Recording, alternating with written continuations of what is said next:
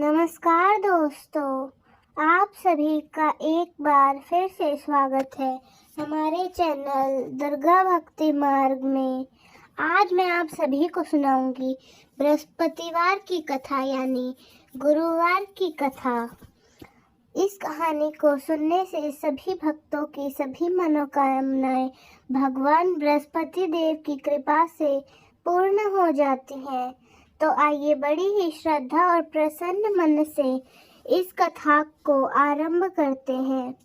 प्राचीन काल में एक प्रतापी, दानी और दयालु राजा राज किया करता था। वह नित्य गरीबों और ब्राह्मणों की सहायता करता और उनमें दान करता था। यह बात उसकी रानी को बिल्कुल भी पसंद नहीं थी। वह ना ही दान करती और ना ही भगवान की पूजा करती थी और राजा को भी दान देने और भगवान की पूजा साधना करने से मना करती थी। एक दिन राजा जंगल में शिकार करने गया हुआ था तो रानी महल में अकेली थी। उसी समय बृहस्पति देव साधु वेश में राजा के महल में भिक्षा लेने के लिए गए और भिक्षा मांगी तो रानी ने भिक्षा देने से इनकार कर दिया और साधु से कहा, हे साधु महाराज, मैं तो इस दान पुण्य से तंग आ गई हूँ। मेरे पति सारा धन लुटाने में लगे रहते हैं। मेरी इच्छा है कि हमारा सारा धन नष्ट हो जाए, फिर ना रहेगा बांस, ना बजेगी बांसुरी, यानी ना रहेगा धन और ना ही वो धन गरीबों और ब्राह्मणों के बेकार के कामों में लुटा सकेंगे। साधु ने कहा, देवी, तुम तो बड़ी ही विचित्र औरत हो। धन संतान तो सभी लोग चाहते हैं।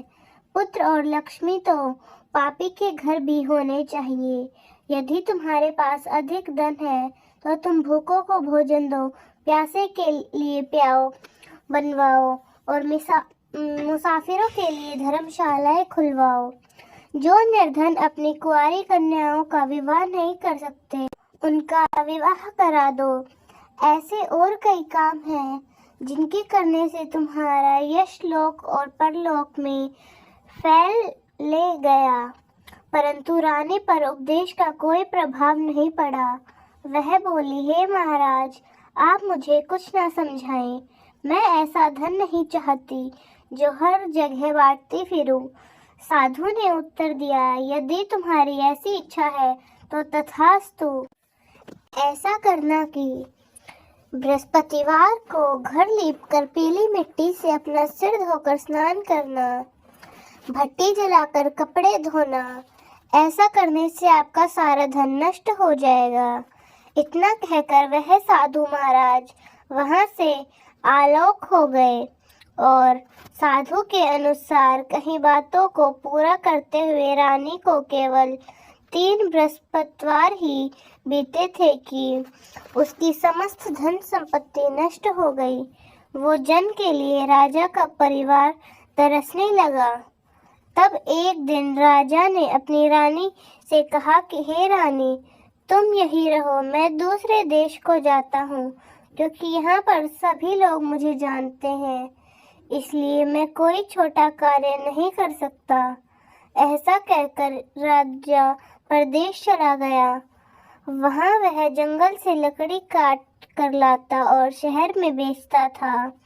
इसी तरह वह अपना जीवन व्यतीत करने लगा। उधर राजा के प्रदेश में जाते ही रानी और दासी दुखी रहने लगी। एक बार जब रानी और दासी को 7 दिन तक बिना भोजन के रहना पड़ा तो रानी ने अपनी दासी से कहा कि हे दासी, पास ही के नगर में मेरी बहन रहती है, वह बड़ी धनवान है। तू उसके पास जा और कुछ लेकर आ ताकि थोड़ा बहुत बसर हो सके। रानी दासी की बहन के पास गई। उस दिन गुरुवार था और रानी की बहन उस समय बृहस्पतिवार व्रत की कथा सुन रही थी। दासी ने रानी की बहन को अपनी रानी का संदेश दे दिया, लेकिन रानी की बहन ने कोई उत्तर नहीं दिया। जब दासी को रानी की बहन से कोई उत्तर नहीं मिला तो वह बहुत दुखी हुई और उसे क्रोध भी आया। दासी ने वापस आकर रानी को सारी बात बता दी। सुनकर रानी ने अपने भाग्य को कोसा। उधर रानी की बहन ने सोचा कि मेरी बहन की दासी आई थी, परंतु मैंने उससे कुछ नहीं कहा, इससे वह बहुत दुखी हुई होगी। कथा सुनकर और पूजन समाप्त करके वह अपनी बहन के घर आई और कहने लगी, हे बहन, मैं बृहस्पतिवार का व्रत कर रही थी। तुम्हारी दासी मेरे घर आई थी, परंतु जब तक कथा होती तब तक न तो उठते हैं और न ही कुछ बोलते हैं, इसलिए मैं नहीं बोली। कहो दासी क्यों गई थी? रानी बोली, बहन तुमसे क्या छुपाऊं, हमारे घर में खाने तक को अनाज नहीं था। ऐसा कहते कहते रानी की आंखें भर आई। उसने दासी समेत पिछले 7 दिनों से भूखे रहने तक की बात अपनी बहन को विस्तार पूर्वक सुना दी। रानी की बहन बोली, देखो बहन, भगवान बृहस्पति सबकी मनोकामना को पूर्ण करते हैं। देखो शायद तुम्हारे घर में अनाज रखा हो। पहले तो रानी को विश्वास नहीं हुआ, पर बहन के आग्रह करने पर उसने अपनी दासी को अंदर भेजा तो उसे सचमुच अनाज से भरा एक घड़ा मिल गया। यह देखकर दासी को बड़ी हैरानी हुई। दासी रानी से कहने लगी, हे रानी, जब हमको भोजन नहीं मिला तो हम व्रत ही तो करते हैं, इसलिए क्यों ना इनसे व्रत और कथा की विधि पूछ ली जाए ताकि हम भी व्रत कर सकें। तब रानी ने अपनी बहन से बृहस्पतिवार व्रत के बारे में पूछा। उसकी बहन ने बताया कि बृहस्पतिवार के व्रत में चने की दाल और मुनक्का से विष्णु भगवान का केले की जड़ में पूजन करें तथा दीप जलाएं, व्रत कथा सुने और पीला भोजन ही करें। इससे बृहस्पति देव प्रसन्न होते हैं। और व्रत और पूजन विधि बताकर रानी की बहन अपने घर वापस लौट गई। 7 दिन के बाद जब गुरुवार आया तो रानी और दासी ने व्रत रखा। घुड़साल में जाकर चना और गुड़ लेकर आई, फिर उसे केले के जड़ तथा विष्णु भगवान का पूजन किया। अब पीला भोजन कहाँ से आए, इस बात को लेकर दोनों बहुत ही परेशान थी। उन्होंने व्रत रखा था, इसलिए बृहस्पति देव उनसे प्रसन्न थे, इसलिए वे एक साधारण व्यक्ति का रूप धारण करके 2 थालों इस सुंदर पीला भोजन दासी को दे गए। भोजन पाकर दासी बहुत ही प्रसन्न हुई। फिर रानी के साथ मिलकर भोजन ग्रहण किया। उसके बाद भी वे सभी गुरुवार को व्रत और पूजन करने लगी। बृहस्पति भगवान की कृपा से उनके घर फिर से धन संपत्ति आ गई, परंतु रानी फिर पहले की तरह आलस्य करने लगी। तब दासी बोली, देखो रानी, तुम पहले भी इस प्रकार आलस्य करती थी, तुम्हें धन रखने में कष्ट होता था, इस कारण भी सब भी धन नष्ट हो गया है, और अब जब भगवान बृहस्पति की कृपा से धन मिला है तो तुम्हें फिर से आलस्य होता है। रानी को समझाते हुए दासी कहती है कि बड़ी मुसीबतों के बाद हमने यह धन वापस पाया है, इसलिए हमें दान पुण्य करना चाहिए, भूखे मनुष्य को भोजन कराना चाहिए और धन को शुभ कार्यों में खर्च करना चाहिए, जिससे तुम्हारे कुल का यश बढ़ेगा, स्वर्ग की प्राप्ति होगी और पितृ प्रसन्न होंगे। दासी की बात मानकर रानी अपना धन शुभ कार्यों में खर्च करने लगी, जिससे पूरे नगर में उसका यश फैलने लगा। उधर एक दिन राजा दुखी होकर जंगल में एक पेड़ के नीचे आसन जमाकर बैठ गया। वह अपनी दशा को याद करके व्याकुल होने लगा। बृहस्पतिवार का दिन था। एकाएक उसने देखा कि निर्जन वन में एक साधु प्रकट हुए हैं। वह साधु वेश में स्वयं बृहस्पति देवता थे। लकड़हारे के सामने आकर बोले कि हे लकड़हारे, इस सुनसान जंगल में तू इतना चिंता मग्न क्यों बैठे हो? लकड़हारे ने दोनों हाथ जोड़कर प्रणाम किया और उत्तर दिया, महात्मा जी, आप तो सब कुछ जानते हैं, मैं क्या को है, यह कहकर रोने लगा और साधु को अपनी आत्मकथा सुनाई। महात्मा जी ने कहा, तुम्हारी स्त्री ने बृहस्पतिवार के दिन बृहस्पति भगवान का निरादर किया है, जिसके कारण रुष्ट होकर उन्होंने तुम्हारी यह दशा कर दी। अब तुम चिंता को दूर करके मेरे कहने पर चलो तो तुम्हारे सब कष्ट दूर हो जाएंगे और भगवान पहले से भी अधिक संपत्ति तुम्हें देंगे। तुम बृहस्पति के दिन कथा किया करो। 2 पैसे के चने मुनक्का लाकर उसका प्रसाद बनाओ और शुद्ध जल से लोटे में शक्कर मिलाकर अमृत तैयार करो। कथा के पश्चात अपने परिवार और सुनने वाले प्रेमियों में अमृत व प्रसाद को बांटकर खुद भी ग्रहण करो। ऐसा करने से भगवान तुम्हारी सभी मनोकामनाएं पूर्ण करेंगे। साधु के ऐसे वचन सुनकर लकड़हारा बोला, हे प्रभु, मुझे लकड़ी बेचकर इतना पैसा नहीं मिलता जिससे भोजन के उपरांत कुछ बचा सकूं। मैंने रात्रि में अपनी स्त्री को व्याकुल देखा है। मेरे पास कुछ भी नहीं है जिससे मैं उसकी खबर मंगा सकूं और फिर मैं बृहस्पति देव की क्या कहानी सुनूं, मुझको तो कुछ भी मालूम नहीं है। साधु ने कहा, हे लकड़हारे, तुम किसी बात की चिंता मत करो। बृहस्पतिवार के दिन तुम रोजाना की तरह लकड़ियां लेकर शहर को जाओ। तुमको रोज से दुगना धन प्राप्त हो जाएगा, जिससे तुम भली भांति भोजन कर लोगे और बृहस्पति देव की पूजा का सामान भी आ जाएगा। बृहस्पति देव की कथा इस प्रकार है, सुनो। प्राचीन काल में एक ब्राह्मण था। वह बहुत निर्धन था। उसकी कोई संतान न थी। उसकी स्त्री बहुत मलिन के साथ रहती थी। वह स्नान नहीं करती थी, किसी देवता का पूजन नहीं करती थी। इससे ब्राह्मण देवता बड़े ही दुखी रहते थे। बेचारे कुछ भी नहीं कहते, किंतु उसका कुछ परिमाण नहीं निकलता। भगवान की कृपा से ब्राह्मण की स्त्री के कन्या रूपी रत्न पैदा हुआ।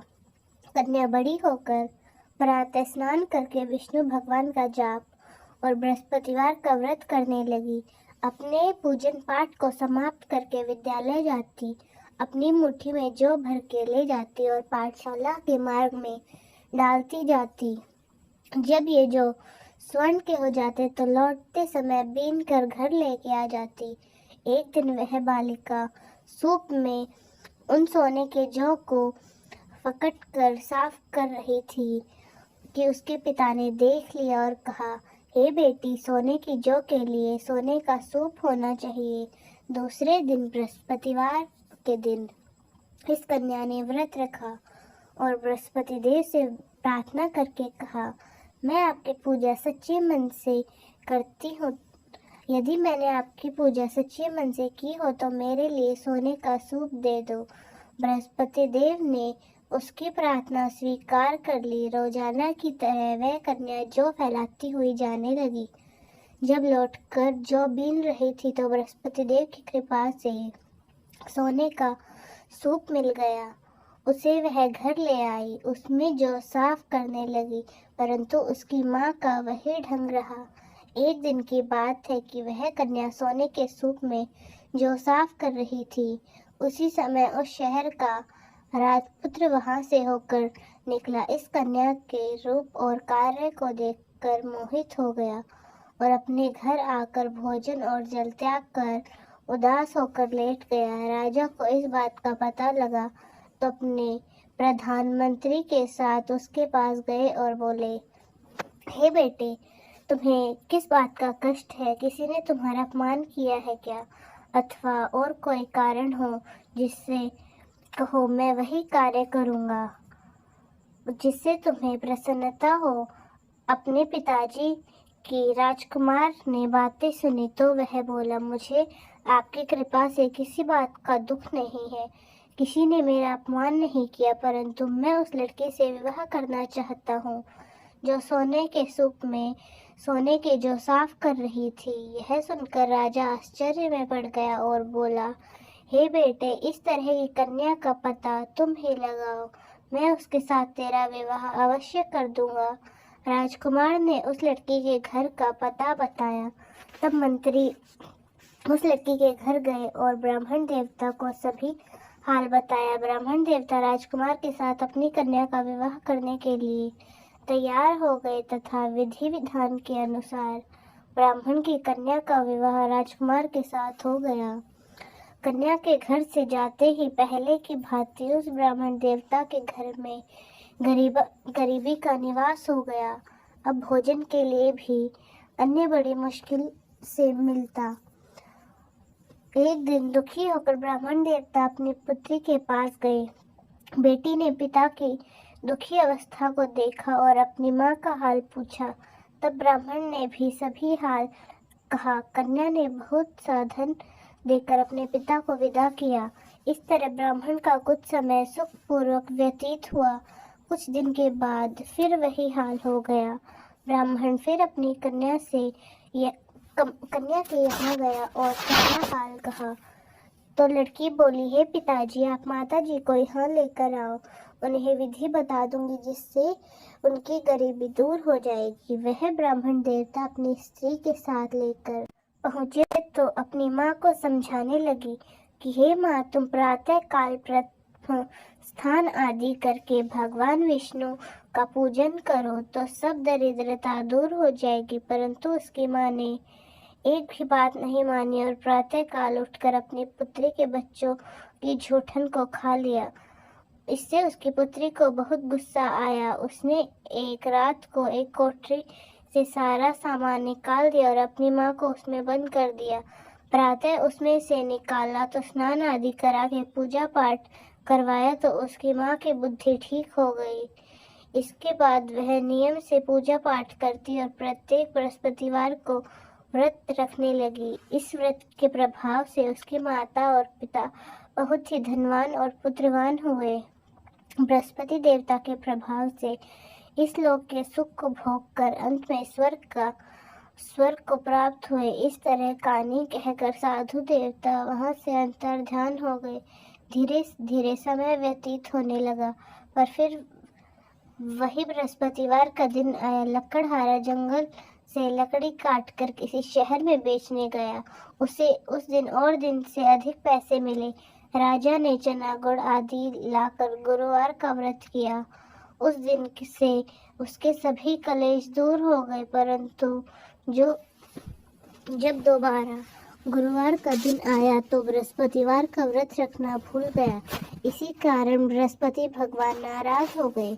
उस दिन उस नगर के राजा ने विशाल यज्ञ का आयोजन किया था तथा शहर में यह घोषणा कर दी थी कि जो भी मनुष्य अपने घर में भोजन न बनवाए, न आग जलाए, समस्त जनता मेरे यहाँ भोजन करने आए। इस आज्ञा को जो न मानेगा उसे फांसी की सजा दी जाएगी। इस तरह की घोषणा संपूर्ण नगर में करवा दी गई। राजा की आज्ञा के अनुसार शहर के सभी लोग भोजन करने के लिए गए, लेकिन लकड़हारा कुछ देर से पहुंचा, इसलिए राजा को उसको अपने साथ घर लेकर गए और ले जाकर भोजन करा रहे थे तो रानी की दृष्टि में उस अंगूठी पर पड़ी जिस पर उसका हार लटका हुआ था और वह वहां पर दिखाई नहीं दिया। रानी ने निश्चय किया कि मेरा हार इस मनुष्य ने चुराया है। उसी समय सिपाहियों को बुलवाकर उसको कारागार में डलवा दिया। जब लकड़हारा कारागार में पड़ गया और बहुत दुखी होकर विचार करने लगा कि न जाने कौन से पूर्व जन्म के कार्य से मुझे यह दुख प्राप्त हुआ है, उसी साधु को याद करने लगा जो कि जंगल में मिला था। उसी समय तत्काल बृहस्पति देव साधु के रूप में प्रकट हुए और अपनी दशा को देखकर कहने लगे कि अरे मूर्ख, तूने बृहस्पति देव की कथा नहीं करी, इस कारण तुझे दुख प्राप्त हुआ है। अब चिंता मत कर, बृहस्पतिवार के दिन कारागार के दरवाजे पर 4 पैसे पड़े मिलेंगे, उनसे तू बृहस्पति देव की पूजा करना, तेरे सभी कष्ट दूर हो जाएंगे। बृहस्पतिवार के दिन उसे 4 पैसे मिले। लकड़हारे ने कथा कही और उसी रात्रि को बृहस्पति देव ने उसे नगर के राजा को स्वप्न में कहा कि हे राजा, तुम जिस आदमी को कारागार में बंद कर रहे थे वह निर्दोष है, वह राजा है, उसे छोड़ देना। रानी का हार उस खूंटी पर ही लटका हुआ है।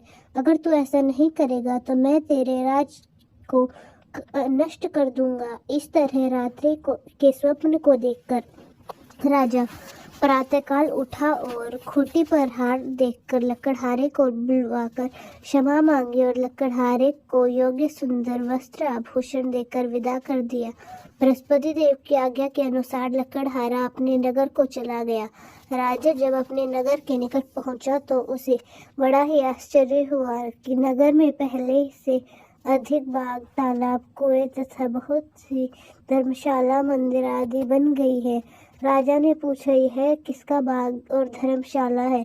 तब नगर के सभी लोग कहने लगे कि यह सब रानी और बंदी के हैं, दासी के हैं। तो राजा को आश्चर्य हुआ और गुस्सा भी आया। जब रानी ने यह खबर सुनी कि राजा आ रहे हैं तो उन्होंने दासी से कहा कि हे दासी, देख राजा हमको कितनी बुरी हालत में छोड़ के गए थे। हमारी ऐसी हालत देखकर वह लौट ना जाए, इसलिए तू दरवाजे पर खड़ी रहे। जो आज्ञा के अनुसार दासी दरवाजे पर खड़ी रही। राजा आए तो उन्होंने अपने साथ लेकर आई। तब राजा ने क्रोध करके अपनी रानी से पूछा कि यह धन तुम्हें कैसे प्राप्त हुआ। तब उन्होंने कहा कि हमें यह सब धन बृहस्पति देव के इस व्रत के प्रभाव से प्राप्त हुआ है। राजा ने निश्चय किया कि 7 रोज के बाद वह सभी बृहस्पति देव का पूजन करते हैं, परंतु मैं प्रतिदिन 3 बार कहानी और रोज व्रत करूंगा। अब हर समय राजा के दुपट्टे में चने की दाल बंधी रहती और दिन में 3 बार कहानी कहते।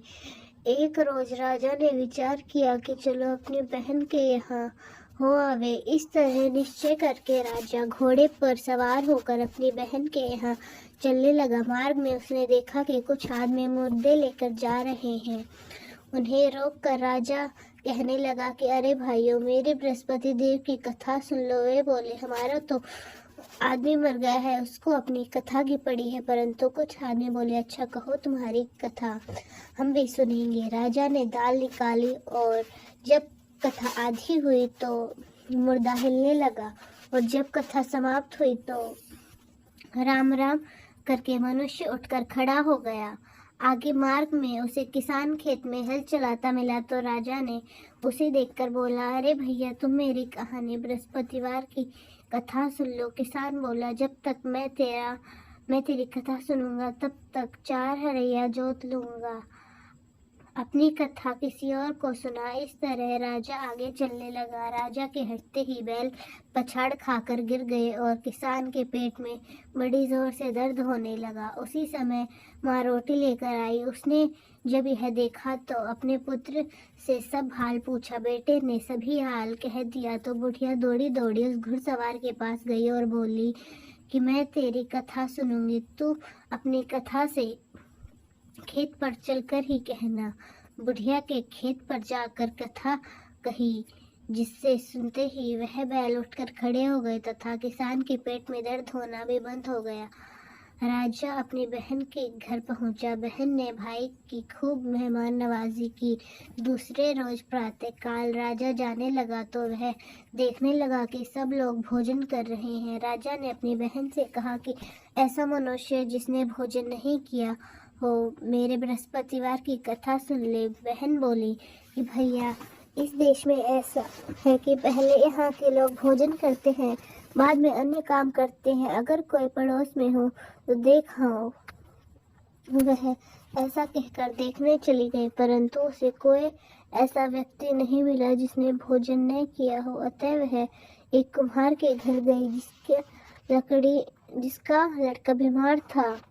उसे मालूम हुआ कि उनके यहाँ 3 रोज से किसी ने भी भोजन नहीं किया है। हे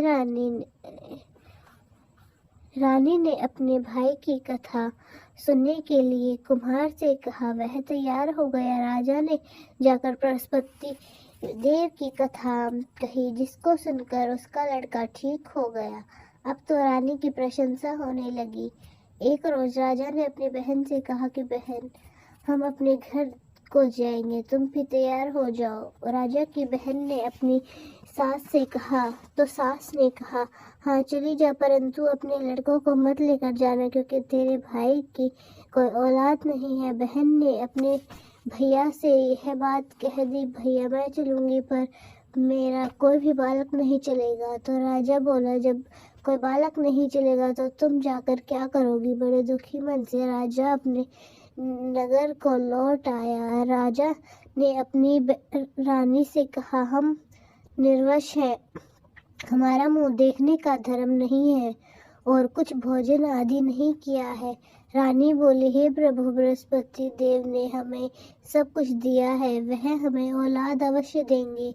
उसी रात को बृहस्पति देव ने राजा के स्वप्न में आकर कहा कि हे राजन, उठो, सभी सोच त्याग दो, तेरी रानी गर्भ से है।